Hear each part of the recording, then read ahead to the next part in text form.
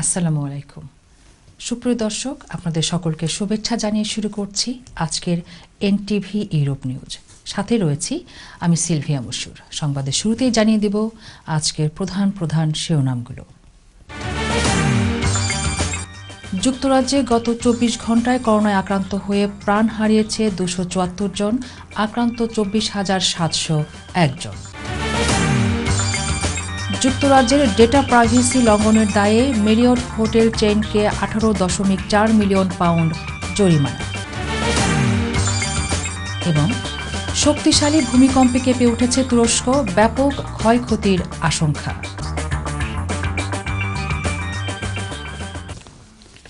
শুনছিলেন শিরোনাম, এবারে নিয়ে যাব পুরো সংবাদে। শুরুতেই ব্রিটেন প্রসঙ্গ। যুক্তরাজ্যে করোনা ভাইরাসে আক্রান্তের সংখ্যা গতকালের চেয়ে আবারও বেড়েছে। গত ২৪ ঘণ্টায় নতুন করে আক্রান্ত হয়েছেন ২৪,৪০৫ জন। গতকাল বৃহস্পতিবার এ সংখ্যা ছিল ২৩,০৬৫ জন। বুধবার ছিল ২৪,৭০১ জন। সংবাদ মাধ্যম স্কাই নিউজ জানিয়েছে, আজ সকাল ৯টা পর্যন্ত মোট আক্রান্তের সংখ্যা ৯,৮৯,৭৪৫ জন। এদিকে গত ২৪ ঘণ্টায় মৃত্যু হয়েছে আরও ২৭৪ জনের। গতকাল বৃহস্পতিবার ছিল ২৮০ জন, বুধবার ছিল ৩১০ জন, মঙ্গলবার ছিল ৩৬৭ জন। এ নিয়ে মোট মৃত্যুর সংখ্যা ৪৬,২২৯ জন। এই মৃত্যুর পরিসংখ্যান আজ সকাল ৯টা পর্যন্ত হাসপাতালে ও হাসপাতালের বাইরে করোনায় মৃত্যুর সংখ্যা যুক্ত করা হয়েছে। এদিকে ইংল্যান্ডে করোনা সংক্রমণের হার অত্যন্ত দ্রুত গতিতে বৃদ্ধি পাচ্ছে। সরকার প্রকাশিত ডকুমেন্টে এমন তথ্য জানা গেছে। সরকারের জরুরি বৈজ্ঞানিক পরামর্শদাতা গুভ সেইজ বলেছে, করোনা সংক্রমণের পূর্বে ধারণার চেয়ে ৪ গুণ বেশি হারে বৃদ্ধি পাচ্ছে। আজকে সেইজ প্রকাশিত ডকুমেন্টে ধারণা করা হচ্ছে এই শীতে প্রায় ৮৫,০০০ মানুষ করোনায় আক্রান্ত হয়ে মারা যেতে পারে। এছাড়া অক্টোবরের মাঝামাঝি পর্যন্ত দৈনিক ৪৩,০০০ থেকে ৭৪,০০০ মানুষ করোনায় আক্রান্ত হয়ে থাকতে পারে। এদিকে করোনায় হাসপাতালে রোগীর সংখ্যা ইতিমধ্যে সরকার নির্ধারিত লক্ষ্যমাত্রা অতিক্রম করেছে। সর্বশেষ পরিসংখ্যান অনুযায়ী করোনায় আক্রান্ত হাসপাতালে ভর্তি রোগীর সংখ্যা ১০,৭০৮ জন এবং ভেন্টিলেশন সাপোর্টে রয়েছেন ৯৭৫ জন। যুক্তরাজ্যের ডেটা প্রাইভেসি লঙ্ঘনের দায়ে মেরিয়ট হোটেল চেইনকে ১৮.৪ মিলিয়ন পাউন্ড জরিমানা করা হয়েছে। যুক্তরাজ্যের তথ্য কমিশনার অফিস বলেছে, সংস্থাটি যথাযথ নিরাপত্তা ব্যবস্থা রাখতে ব্যর্থ হয়েছে। আইসিও আরও বলেছে, এক সাইবার হামলার পর ৩৩৯ মিলিয়ন অতিথির ব্যক্তিগত তথ্য হস্তগত হতে পারে। এতে অতিথিদের নাম, যোগাযোগের তথ্য এবং পাসপোর্টের তথ্য চুরি হয়েছে। স্টারউড হোটেল গ্রুপ ২০১৪ সালে প্রথম সাইবার হামলার শিকার হয় এবং এর ২ বছর পর মেরিয়ট সেই কোম্পানিটির অধিগ্রহণ করে। এরপর ২০১৮ সমস্যাটি আবারও ধরা পড়ে, তখন কোম্পানিটি কোনো ব্যবস্থাই গ্রহণ করেনি। আইসিও বলেছে, এ কারণে কোম্পানিটি ব্যক্তিগত তথ্য সুরক্ষার নীতি লঙ্ঘন করেছে। দর্শক, এবারে নিয়ে যাব আন্তর্জাতিক প্রসঙ্গে। শক্তিশালী ভূমিকম্পে কেঁপে উঠেছে তুরস্ক। রিখটার স্কেল ভূমিকম্পের মাত্রা ছিল ৭। দেশটির ইজিয়ান সাগরের উপকূলীয় এলাকা ও গ্রিসের উত্তরাঞ্চলে এই ভূমিকম্পের তীব্রতা ছিল সবচেয়ে বেশি। এতে উভয় দেশের ব্যাপক ক্ষয়ক্ষতির আশঙ্কা করা হচ্ছে। প্রত্যক্ষদর্শীদের বরাত দিয়ে CNN জানিয়েছে, আজ শুক্রবার এই ভূমিকম্প আঘাত হানার পর তুরস্কের উপকূলবর্তী শহর ইজমিরের লোকজন আতঙ্কে ঘর ছেড়ে রাস্তায় নেমে আসে। তুরস্কের দৈনিক ডেলি সাবা বলেছে, দেশটির তৃতীয় বৃহত্তর শহর ইজমিরে 13তলা একটি ভবন ধসে পড়েছে। এছাড়া আরও বেশ কিছু জায়গা থেকে বড় ধরনের ক্ষয়ক্ষতির তথ্য আসতে শুরু করেছে। মার্কিন জিওলজিক্যাল সার্ভে জানিয়েছে, মাটির 10 কিলোমিটার গভীরে কম্পন হয় এবং উৎসস্থল তুরস্কের উপকূলের 33.5 কিলোমিটার দূরে। ভূমিকম্পের প্রভাব পড়েছে বুলগেরিয়া, সাইপ্রাস, মিশর, লিবিয়া, যুক্তরাজ্য এবং উত্তর মেসিডোনিয়াতেও। তুরস্কের অভ্যন্তরীণ মন্ত্রী সুলেমান সোয়ালু জানিয়েছেন, ইজমিরের বেয়ারকলি ও বোরনোভা জেলায় 6টি বাড়ি ভেঙে পড়েছে। উসাক, ডেনিজলি, মনীষা, এডেন, মুগলার মতো সংলগ্ন প্রদেশগুলোতেও সামান্য ক্ষয়ক্ষতির খবর মিলেছে। এবার মার্কিন যুক্তরাষ্ট্রের নির্বাচন প্রসঙ্গ। আমেরিকার 100 বছরের ইতিহাসে সর্বোচ্চ 8 কোটি বেশি আগাম ভোটের রেকর্ড হলো এবার। এদিকে জনমত জরিপগুলো বলছে ডেমোক্রেটিক প্রার্থী জো বাইডেনের জয়ের পূর্বাভাসের কথা। বিস্তারিত দেখুন রিপোর্টে। মার্কিন নির্বাচনের বাকি আর মাত্র কয়েকদিন। তার মধ্যে 8 কোটিরও বেশি মার্কিনই ভোট দেওয়ার কাজ সেরে ফেলেছেন। এদের মধ্যে 5 কোটিরও বেশি দিয়েছেন ডাক ভোট। ইউএস ইলেকশন প্রজেক্টের দাবি, 100 বছরের মধ্যে সবচেয়ে বেশি আগাম ভোট পড়ার রেকর্ড হয়েছে এবার। ধারণা করা হচ্ছে, এমনটা চলতে থাকলে বাকি দিনগুলোতে যে পরিমাণ আগাম ভোট পড়বে তা গত প্রেসিডেন্ট নির্বাচনে পড়া মোট ভোটকেও ছাড়িয়ে যাবে। এদিকে এবার মার্কিন জরিপগুলোর বেশিরভাগই ডেমোক্রেটিক প্রার্থী জো বাইডেনের পক্ষে সবুজ সংকেত দিচ্ছে। সিএনএন বলছে, রিপাবলিকান প্রার্থী ডোনাল্ড ট্রাম্পের চেয়ে 12 পয়েন্ট এগিয়ে Biden. ABC news, Washington post, Fox news বা রয়টার্স সবাই প্রতিদ্বন্দ্বিতাপূর্ণ নির্বাচনের আভাস দিলেও সামান্য হলেও এগিয়ে রাখছেন বাইডেনকে। এদিকে ভোটারদের কাছে আনতে সুইং স্টেট ফ্লোরিডায় ব্যস্ত সময় পার করেছেন ডেমোক্রেট দলীয় প্রার্থী জো বাইডেন। ফ্রান্সে ছুরি হামলায় 3 জনের মৃত্যুর ঘটনায় ফরাসি প্রেসিডেন্ট ইমানুয়েল ম্যাখোর সাথে একাত্মতা ঘোষণা করে উগ্রপন্থীদের সহিংসতার বিরুদ্ধে যুদ্ধের ঘোষণা দিয়েছেন তিনি।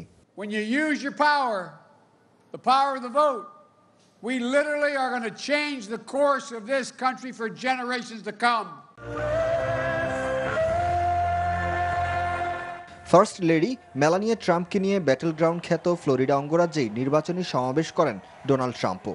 সব ছাপিয়ে সুরের মূর্ছনা আর করতালিতে স্বাগত জানান সমর্থকেরা। We are a country of hope, not a country of fear or weakness. Trump বলেন, মার্কিন ইতিহাসের রেকর্ড 33.1% অর্থনৈতিক প্রবৃদ্ধি অর্জনে তিনি সফল।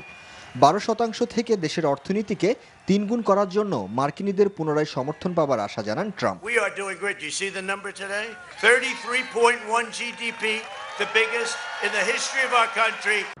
মার্কিন গণমাধ্যমগুলো বলছে, শহরের চিত্র যাই হোক, গ্রামীণ এলাকায় ডোনাল্ড ট্রাম্পের রয়েছে বিশাল vote bank. Munazzil Riyad, NTV, international desk. দর্শক, এবারে নিয়ে যাব বাংলাদেশ প্রসঙ্গে। ফরাসি প্রেসিডেন্টের ইসলাম অবমাননার প্রতিবাদে বায়তুল মোকাররম প্রাঙ্গণে বিক্ষোভ করেছে সমমনা ইসলামী সংগঠনগুলো। সোমবার ঢাকাস্থ ফরাসি দূতাবাস ঘেরাও কর্মসূচি ঘোষণা করা হয় বিক্ষোভ সমাবেশ থেকে। বিস্তারিত দেখুন আমাদের রিপোর্টে।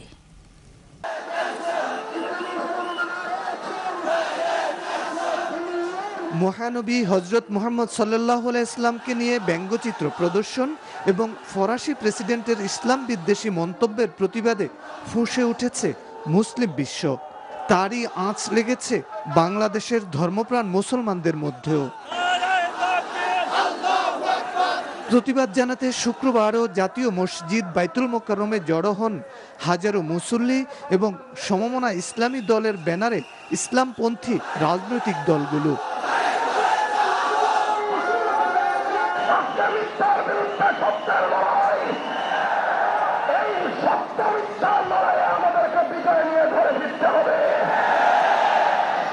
এ সময় প্রতিবাদকারীরা ফরাসি পণ্য বর্জনের দাবি তোলেন।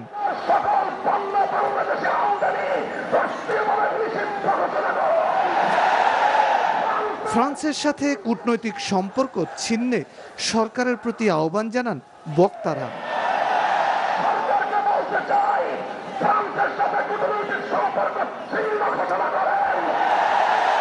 মিছিল নিয়ে পুরানা পল্টন বিজয়নগর হয়ে কাকরাইলে জড়ো হন বিক্ষোভকারীরা। এ সময় বিক্ষোভকারী ও পুলিশ মুখোমুখি অবস্থানে যায়।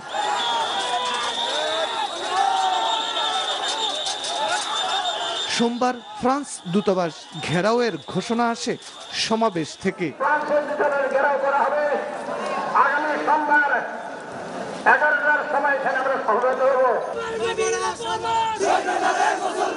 Shafiq Shahin, NTV news, Dhaka. এবার জানিয়ে দেব সিলেট ব্যুরো অফিস থেকে পাঠানো তথ্য ও ছবি নিয়ে সংবাদ প্রতিদিনের সিলেট। আজ ৩০শে অক্টোবর ১২ই রবিউল আওয়াল, পবিত্র ঈদে মিলাদুন্নবী সাল্লাল্লাহু আলাইহি ওয়াসাল্লাম। ধর্মীয় ভাব গাম্ভীর্যের মধ্য দিয়ে মুসলমানরা এই দিবসটি পালন করে আসছেন।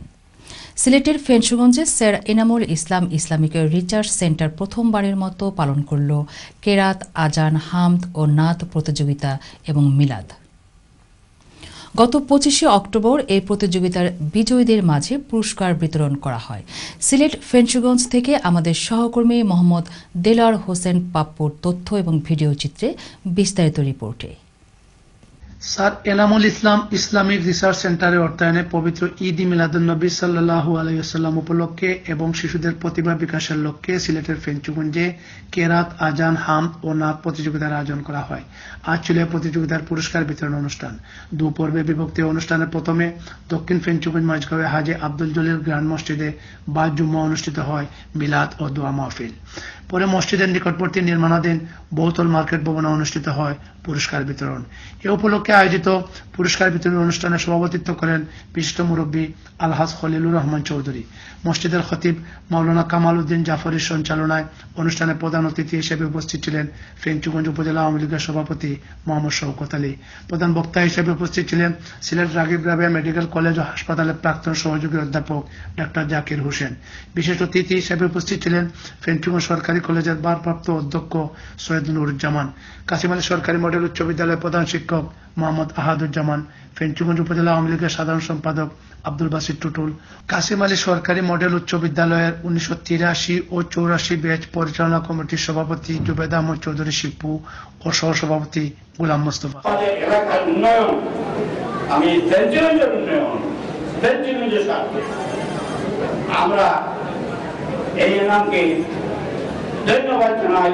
করোনা মহামারীকালীন সময়ে হতদরিদ্র মানুষের জন্য যাতে সুচিকিৎসা হয়, করোনা চিকিৎসার জন্য যাতে ইকুইপমেন্ট কিনা হয়, এই জন্য মাননীয় প্রধানমন্ত্রীর ত্রাণ তহবিলে এসে ১ কোটি টাকা অনুদান দিয়েছে।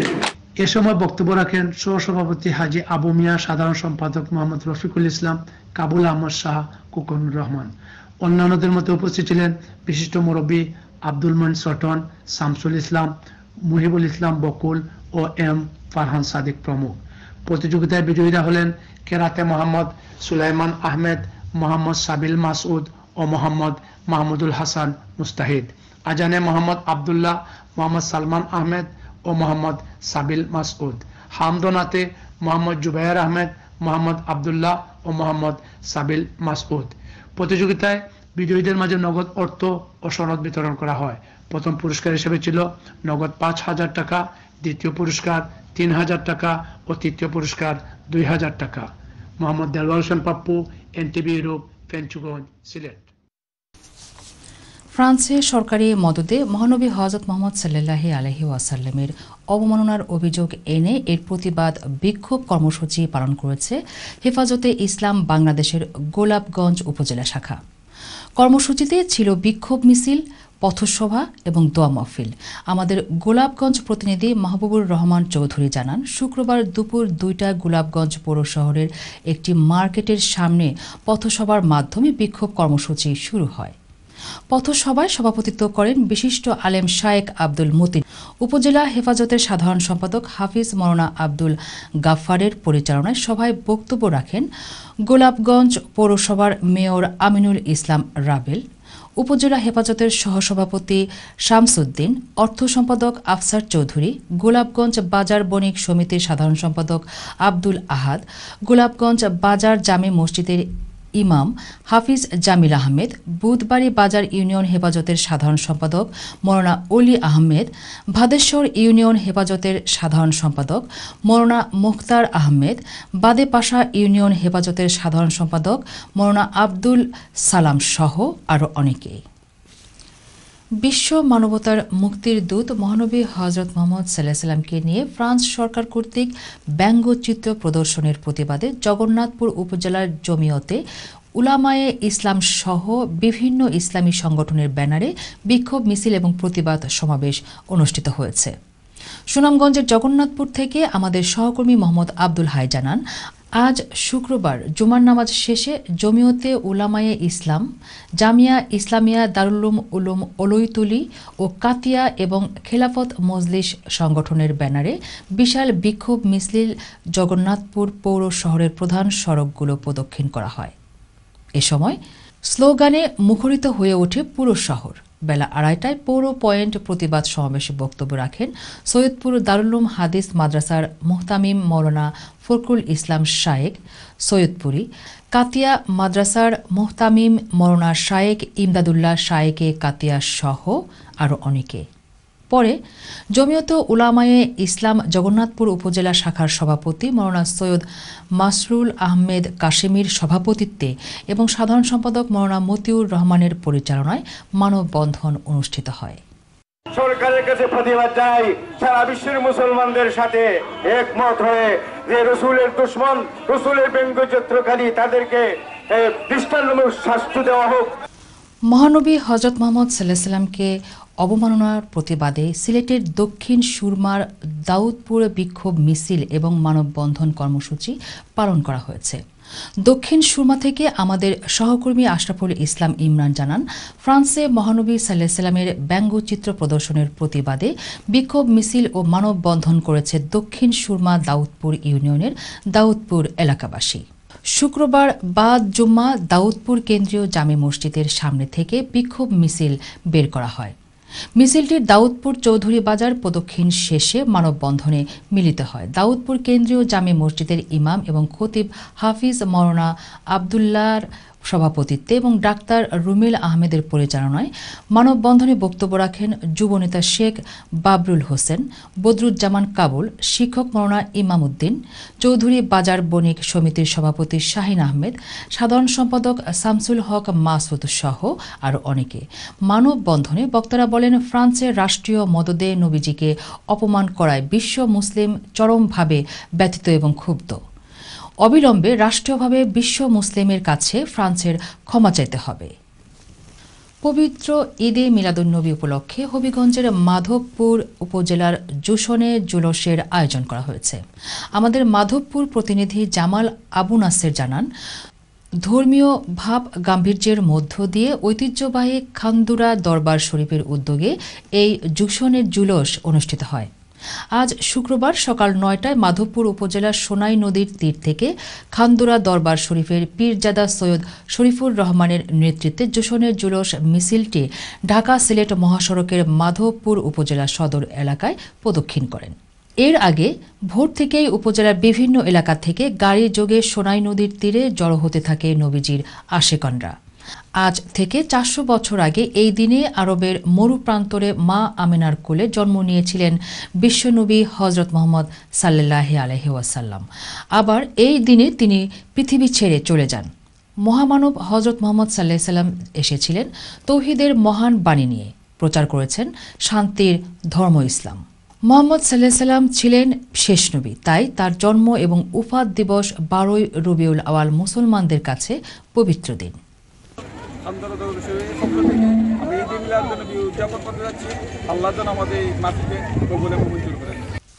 দর্শক, সংবাদ শেষ করব, যাবার আগে শিরোনামগুলো আরও একবার। যুক্তরাজ্যে গত 24 ঘণ্টায় করোনায় আক্রান্ত হয়ে প্রাণ হারিয়েছে 274 জন, আক্রান্ত 24,701 জন। যুক্তরাজ্যের ডেটা প্রাইভেসি লঙ্ঘনের দায়ে মেরিয়ট হোটেল চেইনকে 18.4 মিলিয়ন পাউন্ড জরিমানা। এবং শক্তিশালী ভূমিকম্পে কেঁপে উঠেছে তুরস্ক, ব্যাপক ক্ষয়ক্ষতির আশঙ্কা। এই ছিল আমাদের হাতে থাকা এনটিভি ইউরোপ নিউজের সর্বশেষ আয়োজন। এই খবরের ভিডিও সহ আপডেট জানতে ভিজিট করুন ইউরোপ এনটিভি অনলাইন www.europentv.com। সাথে থাকার জন্য সবাইকে ধন্যবাদ। আল্লাহ হাফেজ।